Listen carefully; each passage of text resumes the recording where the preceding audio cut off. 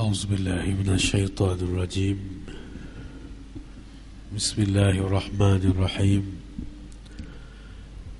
بسم الله ما شاء الله ما كان من نعمة فمن الله. الحمد لله حمدا وشكرا لله، والصلاة والسلام على من لا نبي بعده سيدنا محمد وعلى آله وصحبه ومن والاه. رب اشرح لي صدري ويسر لي أمري واحلل عقدة من لساني يفقه قولي، ولا حول ولا قوة إلا بالله العلي العظيم. وبعد، Assalamualaikum warahmatullahi ta'ala wabarakatuh. Alhamdulillah wa syukurulillah. Segala puji bagi Allah subhanahu wa ta'ala yang telah mengurniakan kepada kita berbagai nikmat.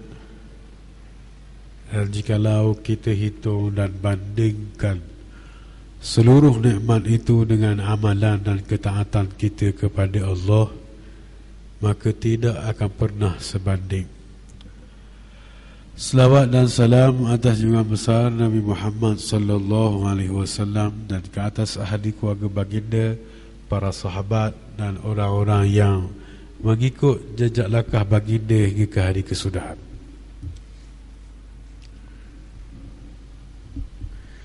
Tuan-tuan dan puan-puan yang dirahmati Allah sedang pendengar sekalian, pada minggu yang terdahulu kita telah sampai kepada ayat yang ke-188 dalam suratul Baqarah, di mana ayat tersebut telah melarang kita atau telah menyatakan kepada kita tentang larangan untuk memakan harta sesama Islam, harta kaum muslimin secara batil. Itu secara tidak betul, secara bukan hak. Wala ta'kulu amwalakum bainakum bil batil. Janganlah kamu makan ataupun kamu ambil sebahagian daripada harta sesama kamu dengan cara yang batil. Kita juga telah membincangkan tentang harta itu ada yang berbentuk harta umum kaum muslimin dan ada harta yang berbentuk individu, iaitu milik tertentu. Maka kedua-dua ini tidak boleh diambil oleh orang lain dengan batil. Adapun harta kaum muslimin, harta wakaf ataupun harta negara dan sebagainya, tidak boleh kita ambil dengan cara yang batil. Dan juga harta individu-individu, harta seorang-seorang pun tidaklah boleh kita ambil secara batil, yakni dengan cara yang tidak betul. Dan kita juga telah menjelaskan bahawa untuk menghasilkan harta yang baik, harta yang halal, kita tidak boleh jalan seorang. Kita kena berpakat, kita kena berjamaah, kita kena bermasyarakat. Kalau kita seorang buat benda halal, orang lain buat benda tak halal belaka, maka sistem tidak halal tadi menjadi suatu benda yang sudah sempurna dalam masyarakat kita. Jadi bila kita buat sesuatu yang halal, orang lain yang buat halal, maka melahirkan satu sistem yang halal. Jadi sistem yang halal inilah membantu kita mencari sesuatu yang halal. Kerana itu kita tidak boleh ambil harta orang. Kalau kita ambil harta orang, nanti orang lain akan ambil harta orang lain, orang lain akan ambil harta lain. Akhirnya menjadi satu sistem kebiasaan untuk mengambil harta kaum muslimin, iaitu harta sesama kita ini, secara batil. Sebab tu kita kena buat ni secara pakat. Apa pun sebenarnya hukum-hukum yang Allah tentukan ni, sekalipun ada yang berbentuk individu, tetapi kita kena buat secara berpakat. Kita kena bersatu, kita kena membina kekuatan. Kalau kita nak semayang, orang lain tak mau semayang, tak jadi kau. Walaupun sembahyang tu wajib fardu ain pada atas kita, pada setiap orang, tetapi dia juga kita kena pakat juga untuk melakukan ibadah tadi sehingga ianya menjadi sistem, menjadi suatu yang menjadi rutin masyarakat. Jadi kita kena suatu benda itu kita kena pakat. Kalau kita pakat ni dia jadi mudah. Kita buat sembahyang tarawih seorang, rohok kadang. Sembahyang tarawih lapang pun dah ikat dah. Tapi sembahyang tarawih berjemaah dak sedar 20. Pakat. Dia membina kekuatan secara jemaah. Kesatuan umat ni, kesatuan orang-orang Islam ni sangat penting. Kita bersatu atas jalan Allah, kita bersatu atas tali Allah Subhanahu Wa Taala, itulah elemen penyatuan kita, yakni agama kita itu agama penyatuan. So, kalau bersatu atas bisnes, maka tidak ada kepentingan perniagaan akan retak. Kalau kita bersatu atas waris-waris pun boleh butuh hubungan waris, boleh butuh hubungan keluarga, adik-adik beradik tetap kerana berebut harta dan sebagainya. Tapi kalau kita bersatu atas jalan Allah, kita bersatu atas jalan agama, maka itulah elemen penyatuan yang kuat. Tapi kalau kita sendiri tidak boleh bersatu atas satu elemen penyatuan ini, iaitu dalam agama pun kita tak boleh bersatu, maka apakah lagi jalannya untuk kita bersatu? Sama-sama kita renunglah. Kalau atas agama pun kita tak bersatu, maka atas landasan apa lagi nak bersatu? Jadi mengambil satu yang halal, membentuk satu pendapatan yang halal, membina sistem yang halal, ini tidak boleh buat seorang. Kena buat secara berkumpulan, masyarakat, negeri, negara, pemerintah, ahli fikir, semuanya kena bergabung untuk membina satu sistem yang akhirnya dia menjadi sama ada sistem tadi bentuk peraturan ataupun cara, strategi, apa semua sekali, tapi hendaklah dia tadi berkaitan dengan mencari benda yang halal. Jadi kalau kita buat sesuatu kemungkaran, kita ambil harta dengan tak betul, dan akhirnya menjadi sistem dalam masyarakat, dan akhirnya dia membentuk satu benda yang kita katakan satu kitaran yang sudah sempurna, yang sudah establish, yang sudah kemah dah, biasa dah gitu, biasa dah makan rasuah, biasa dah sogok, biasa dah macam-macam lagi lah, biasa dah ambil binti orang, biasa dah tipu orang. Jadi dia menjadi satu benda yang bila menjadi sistem, kita nak buat, kita tak boleh lari kok.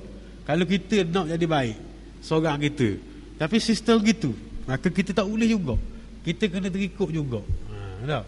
Jadi kena membentuk satu. Kalau kita tak ambil makan harta orang, maka mudah-mudahan orang lain tidak begitu, dan dia menjadi satu budaya dalam masyarakat kita, untuk kita menjaga hak kita dan juga kita jaga hak orang lain. Wa tudlu biha ilal hukam, dan kamu bawanya dengan menyogok, dengan menghulurkan harta tadi. Jadi kita hulur harta tu, kita bagi dengan hakim. Untuk apa? Litakulu fariqan min amwalin nasi bil ism, untuk ambil sebahagian harta manusia tadi dengan cara berdosa, dengan cara keji, dengan cara hina. Jadi kerana itulah orang-orang yang membuat keputusan seperti para hakim, qadi dan sebagainya, dia kena ada adab dia. Dia tak boleh melanggar adab tadi. Tahu? Kalau seorang hakim dia suka main bola, katakan, bagus, riadah bagus. Tahu? Tapi kalau dia main bola sampai ada kelak main bola apa semua, jadi ditakuti bila mari kelak-kelak bola ni, dia beri beres tak? Dia pun contoh ni, bukan kata ada contoh tak? Dia suka main war, katakan, ada main kelak main war. Tak? Ada hakim-hakim dia suka main war, dia masuk kelak main war. Jadi bila orang kelak main war ni ada masalah benda apa, dia menjebelahi, dia terpengaruh. Jadi dia tidak, orang hakim ni dia kena jaga.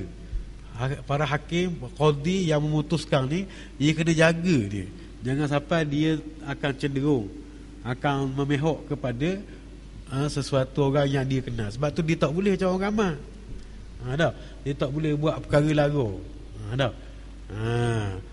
Contoh, tak ada berlaku ni saya tak tunjuk siapa-siapa. Contoh, hakim minat motor besar, beli motor besar, pakai baju lengan sakuk, ikat kain atas kepala, pakai baju korok, naik tak? Baju gambar korok, naik ramai-ramai motor. Naik motor tak salah, tak salah naik motor besar. Tapi bila gitu dia tidak jadi, dia sudah jatuh martabat dia. Martabat dia tadi, keraguan timbul pada diri dia, maknanya tidak ada kepercayaan, hilang je kepercayaan orang pada dia. Tak?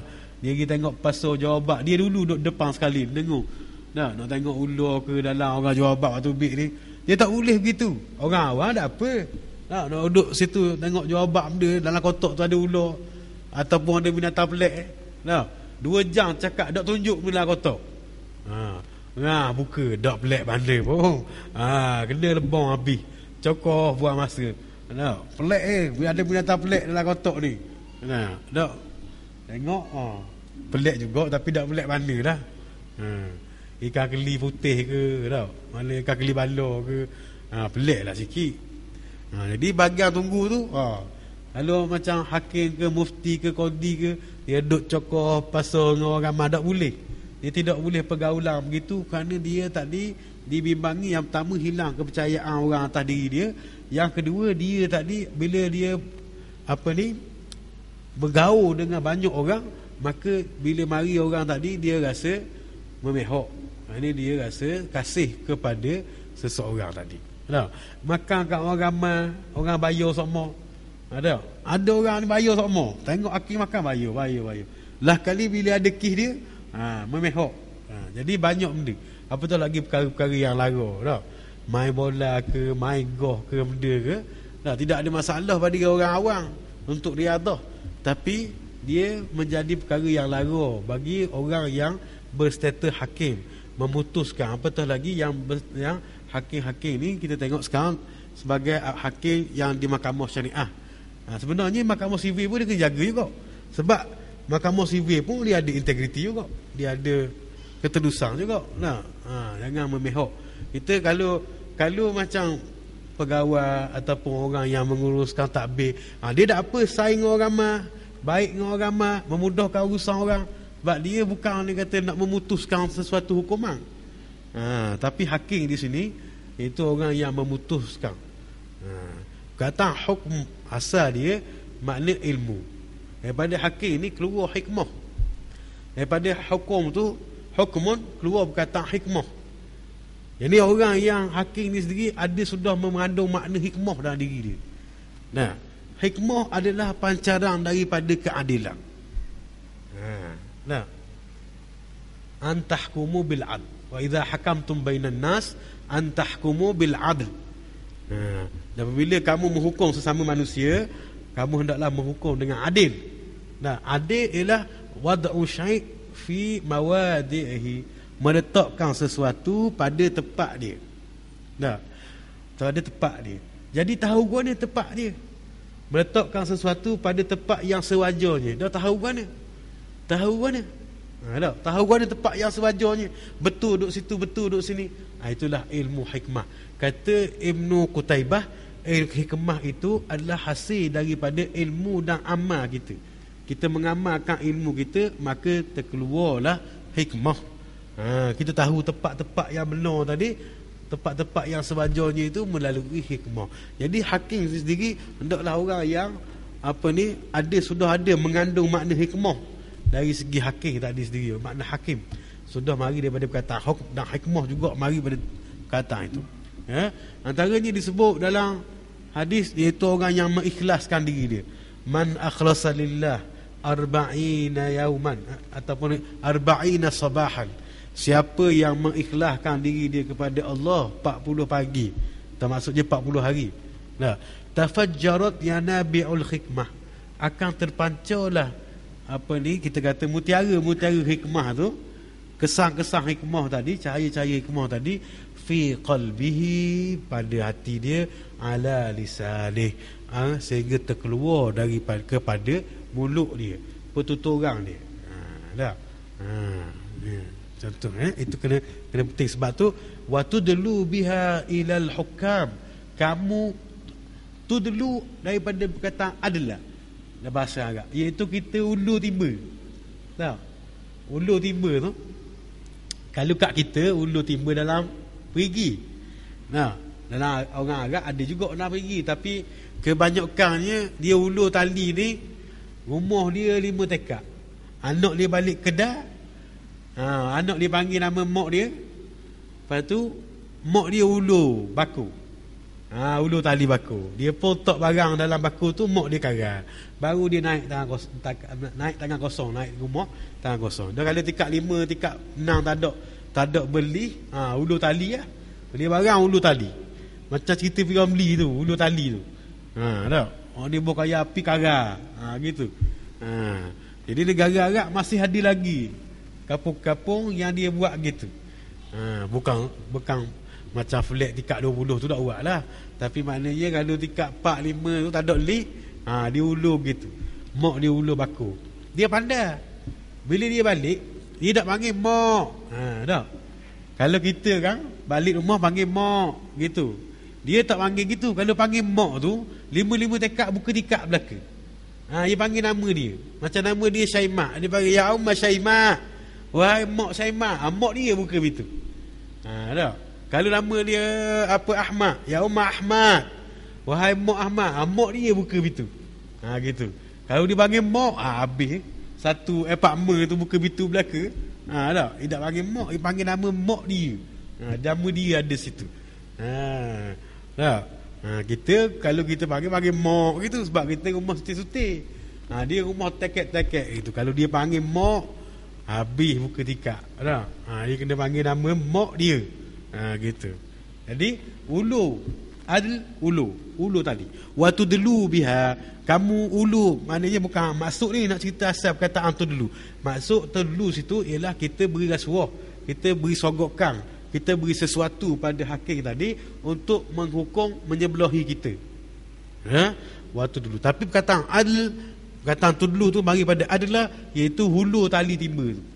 Maknanya kita ulur sesuatu pada hakim tadi untuk dia menyebelahi kita. Waktu dulu biha ilal hukam, kamu beri rasuah, kamu beri ulur, kamu beri sesuatu. Kalau dakwih lalu pun, maknanya dakwih pitih pun beri headset baru ke, isi minyak kereta ke. Tak. Orang ni pandai belaka. WBT takut kena takak. Pandai isi minyak ke. Tak. Isi minyak sebulan free contoh. Tak. Beri kad dia. Dia beri kad kredit dia. Ni. Nama isi sebulan ni. Atas nama apa. Tak. Jadi nak terih pun susah. Tak. Dia ambil kad kredit nama orang lain. Dia isi minyak kereta orang lain. Maknanya pandai orang ni. Tak. Mari nak atur beri barang payah, takut kena takak. Nak beri pitih payah. Dia buat gitu. Dia atur orang cat rumah ke kita ke. Dia atur orang masa rupuk ke kita ke. Macam-macam hal. Orang nak sesuatu ni dia banyak akalang. Jadi dia nak benda ni pandai. Sebab tu hakim-hakim ni dia tak boleh main-main duduk kedai kopi lepak sai-sai. Dia kena jaga adat dia. Sebab kita bila sai ni, kita berkawan ni rapat. Rapat ni timbul kasih. Bila kasih kita berat lalu. Tak?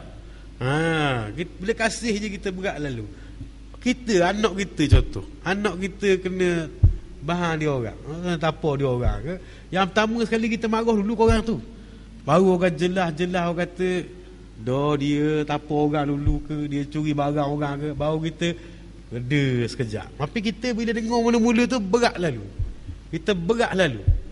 Walaupun kita tak buat tindakan pun, hati kita ada berat dah. Ada menyebelahi, memehok. Jadi sebab tu orang-orang yang memutuskan ni, dia tak boleh saing orang ramai, wawa, tak boleh. Tak? Tak boleh. Pasal hakim-hakim ni dia kena jaga diri dia. Dia kena jaga diri dia. Dia kena jaga jangan dia memehok.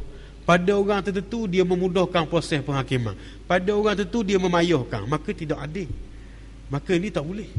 Tak? Jadi ini sebahagian daripada perkataan waktu dulu biha, iaitu kamu ngai. Ngai kamu ulur timba. iaitu kamu sogok hakim-hakim tadi. Dah. Jadi sebab tu kalau hakim kita ajak guna air tak boleh, kita nak bayar air dia tak boleh, jangan kata dia sombong. Iaitu hakim hok ngaji, hok reti. Kita kena hakim-hakim ke kawan-kawan kita hakim, kita nak belanja dia makan dia tak ambuh. Kita nak benda apa ni, macam-macam lah, ajak keluar malam sembang dia tak ambuh, jangan kata dia sombong. Pasal dia tahu ni orang hok reti. Dia bukan sombong, tapi dia tak boleh, pasal ditakuti dia akan cenderung atau memihak pada penghakiman dia kerana dia tadi bergaul dengan orang ramai. Dia kena jaga.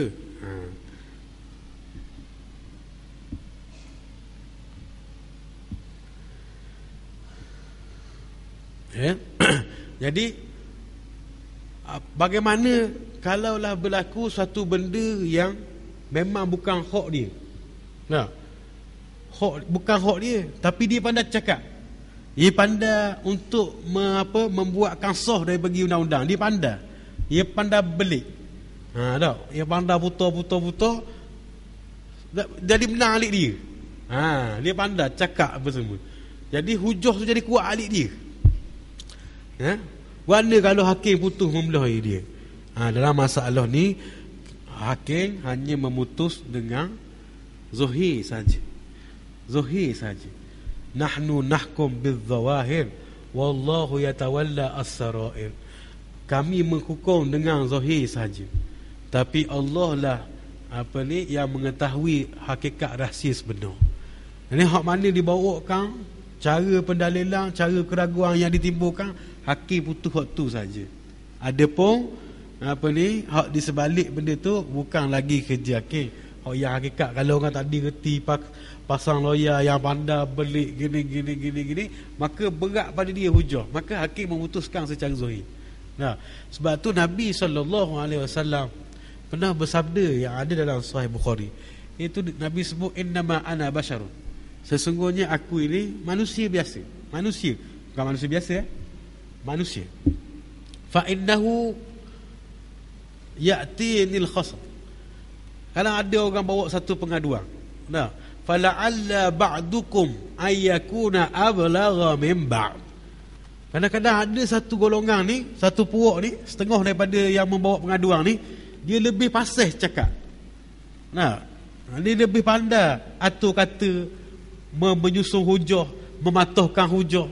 Ablagha min ba'd, lebih lacur, lebih pandai dia tadi dalam menyusun hujah, berkata-kata dan sebagainya lah. Fa ahabbu annahu sadiq, dan maknanya fa aqdi bizalik, menyebabkan benda tadi ni, menyebabkan Nabi kata aku putus hak dengan perkara tersebut, yakni apa benda yang dia bawa tadi, menyebabkan aku putus begitu, aku buat keputusan gitu, kata Nabi. Faman qadaitu lahu bihaqqi muslimin, dan siapa yang aku putuskan padanya hak orang muslim, iaitu bukan hak dia, hak muslim lain, fa innama hiya qit'atun minan nar, sesungguhnya ia adalah satu qit'ah, satu potongan daripada api neraka. Falyakhuzha aw liyatruk, maka kalau dia nak ambil, dia ambil lah, maka kalau dia nak tinggal lah. Maka sama ada dia nak ambil ke, dia nak tinggal ke, terpulang pada dia. Falyakhudha, dia nak ambil ke, au yatrukha, ataupun dia meninggalkan dia, terserah pada dia. Yakni suatu benda yang bukan hak dia, tapi dia bawa kepada Nabi dengan ablagh, dengan lebih meyakinkan, dengan lebih pasih pada perhujahan, dengan lebih tersusun sistem cara dia mengaturkan hujah, sehingga melemahkan hujah yang sebahagian yang lain, mematuhkan hujah sebahagian lain. Lalu Nabi cenderung untuk memutuskan tersebut. Nabi kata aku adalah manusia, dia berhukum, Nabi berhukum dengan hukum yang zahir saja. Jadi kalaulah Nabi putuskan sesuatu tadi yang bukan hak dia, itu hak muslim yang lain, maka sebenarnya apa yang harta yang diputuskan itu qit'atun minan nar, sebagai sepotong daripada api neraka. falyakhudha aw liyatrukha. Maka terserah pada dia. Dia nak ambil, dia nak tinggal pun tinggal. Tapi ia adalah sepotong daripada api neraka. Kalau kita tahu dah kita salah, tapi kita pandai dari segi teknikal, undang-undang dan sebagainya, tiba-tiba harta tu boleh ke kita? Tak, jadi tak berlaku dah. Zaman sekala dulu. Zaman sekala nak bagi harta saka bala, tak. Bukan harta saka, harta hidup. Mak dia tidur, yang dia ambil cok jari.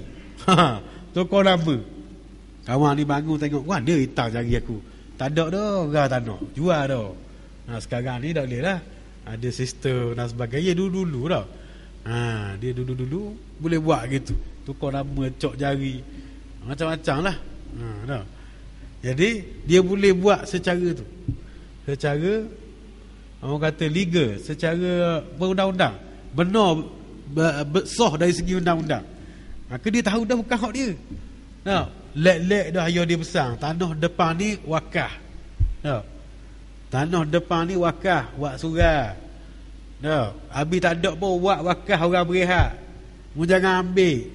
Nah, bila ayah dia meninggal, molek-molek ada wak garah kereta. Molek-molek ada wak rumah situ. Nah, orang katakan ayah wakaf. Mana ada? Tak ada surat pun wakaf. Tak ada pun tulisan wakaf. Dah. Padahal dia tahu bukan hak dia. Dah. Jadi gitu. Ayah dia beri dah untuk untuk kepentingan orang Islam, dia ambil juga. Pasal tak boleh nak bawa. Sebab tu kalau kita nak wakaf ke, nak heboh ke, nak wasiat ke, biar selesai dengan jelas. Biar selesai dengan jelas. Sebab ditakuti anak-anak kita esok-esok dia makan hak orang lain. Dia makan hak orang lain. Maka makan hak orang lain ni saka ke, heboh ke, macam-macam. Jadi masa orang tua ada ni, beres belaka. Tak ada lagi macam-macam. Tubik ni. Ada kisah tu, beri tanah masih hidup, beri dah tanah pada anak akak. Tapi tak tulis benda lah. Adik-beradik pun kumpul, dengar dah. Tanah ni beri ke mak bunga ni. Walaupun dia anak akak, tapi mak beri ke dia. Dengar belaka. Tai mak ni kan, ia pakak sama dia. Tak ada.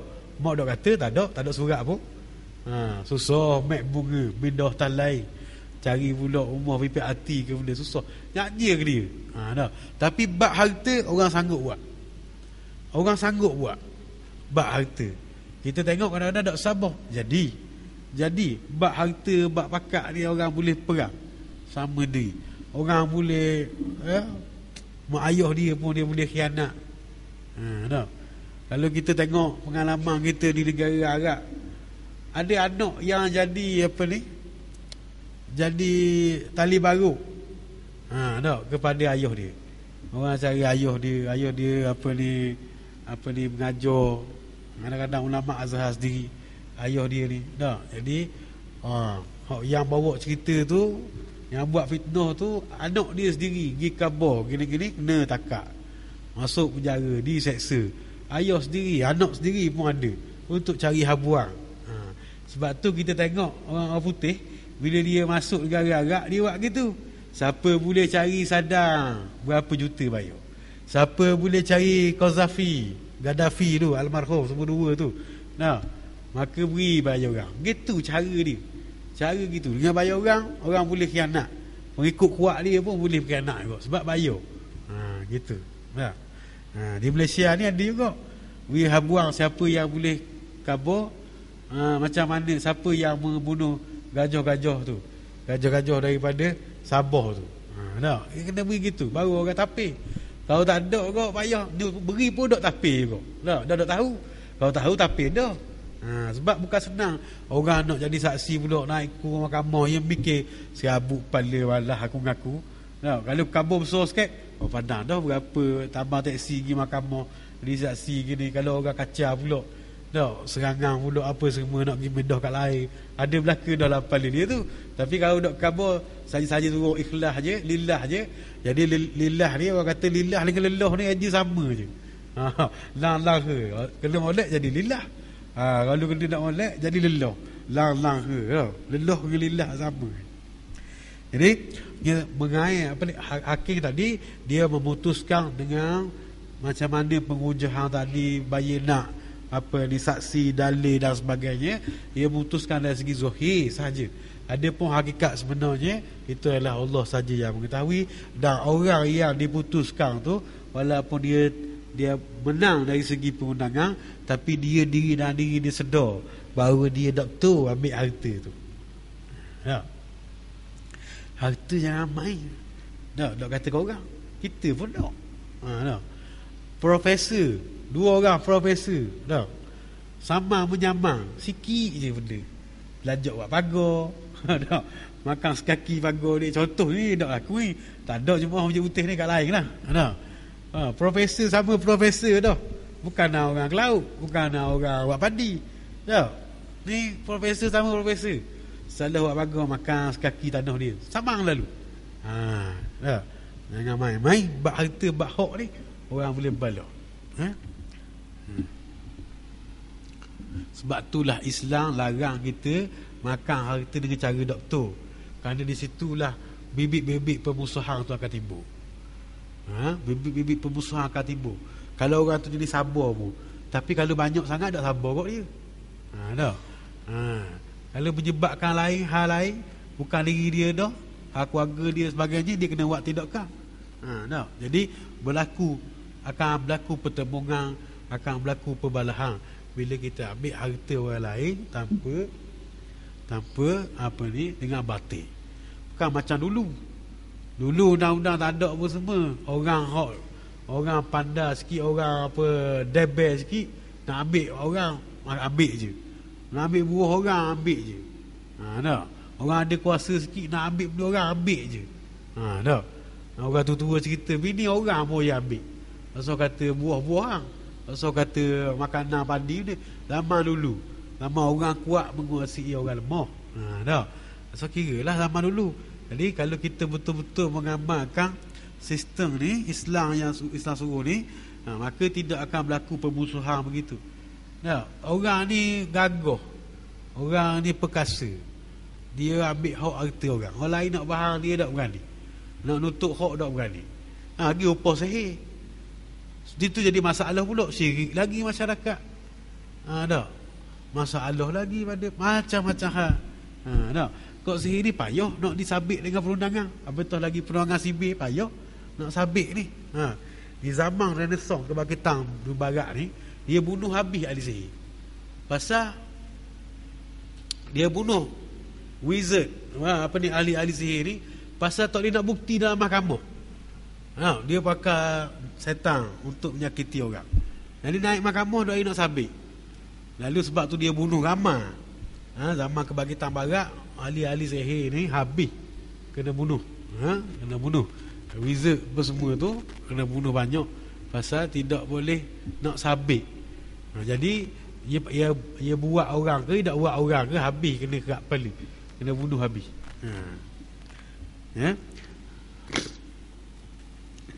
Tujuan dia sogok hakim tadi, dia nak mengesahkan dari segi undang-undang. Hakim putuskan benda tu untuk dia. Apa yang hakim putuskan? Fariqam min amwalin nas, iaitu sebahagian daripada harta manusia yang bukan hak dia, diberikan kepada dia legal secara perundangan, sah dari segi undang-undang. Tapi apa? Bil ism, dengan suatu benda yang keji, yang hina, secara yang hina. Hina di sini ialah hina dari segi hina dari segi syarak. Hina dari segi syarak. Ya, dosa dari maknanya dosa. Keji sini dosa. Satu benda yang mungkin tidak nampak keji pada mata satu masyarakat, tetapi ia menjadi keji di mata agama. Dari sinilah maksud keji tadi, benda yang dosa. Mungkin pada satu tempat orang makan babi tu tak ada masalah. Bahkan maknanya orang makan babi ni nampak status, minum arak ni nampak kelah. Tapi dari segi agama benda tu keji. Benda tu keji. Sebab dia sudah melanggar syariat Allah Subhanahu wa taala. Dia masalah sekarang timbul satu pemikiran. Dia panggil legalisme. Legalisme. Mungkin kita tak tahu. Tapi benda ni ada. Iaitu apa yang boleh disahkan dari segi undang-undang, itulah benda yang baik. Walaupun dalam norma kehidupan, dalam peraturan syariah agama tak baik, tapi benda tu betul baik. Tak? Sebab tu dia panggil benda yang legal, benda yang sah dari segi undang-undang, maka benda tu baik. Dia nak nikah lelaki sama lelaki, undang-undang tempat dia membenarkan, tak ada masalah.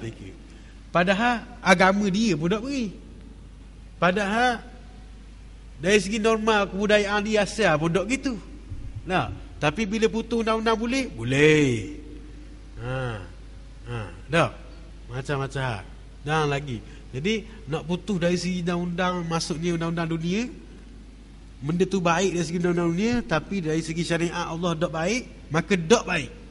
Maka keji juga walaupun baik. Nah, macam kita tengok orang-orang berstatus tinggi minum arak mahal-mahal, nampak hebat. Dah. Minum apa ni, arak-arak mahal lah, whisky ke apa ke, hak mahal-mahal tu. Bukan hak todi orang mabuk kapung ni. Nah, orang mabuk lah ada getah dalam sawit tu. Hak tu tak ada lila. Ni hak mahal-mahal, sebotol 8,000. Nah. Sebotol 8,000. Jangan main-main.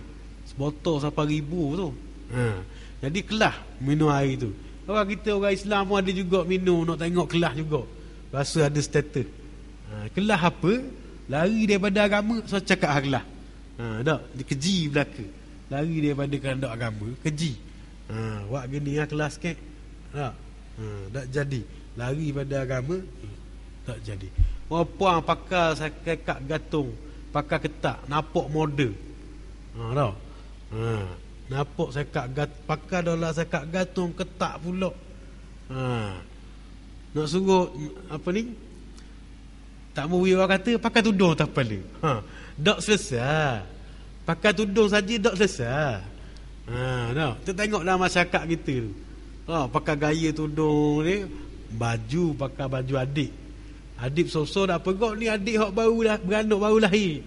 Ketak gelemak pakai. Seluar ketak pakai. Last sekali berok sauk tudung tak kepala. Dia ingat selesai. Tak selesai. Selesailah aurat rambut tu. Tapi hak lain, nah, hak lain, fikir sendirilah. Hak lain tu tak selesai. Sebab pakai ketak tutup pun dia tidak membawa maksud menutup aurat lagi. Nah, pakai ketak tapi tutup belaka, tapi ketak, maka tidak sampai lagi pada maksud tutup aurat. Nah, orang puang dia tak pakai tudung tapi pakai baju longgar. Nah, orang puang dia tak pakai tudung, dia pakai baju kurung longgar. Dengan orang puang yang pakai tudung tapi baju dia bekas habis. Tahu? Spare tayar dia tu nampak belaka. Nah. Jadi hak mana orang lelaki naik metal dulu tengok.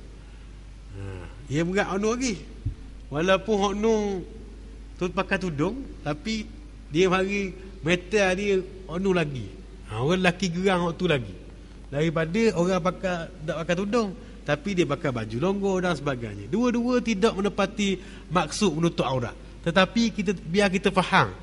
Jangan maknanya bila pakai tudung saja tu tak sampai lagi maksud kita tutup aurat.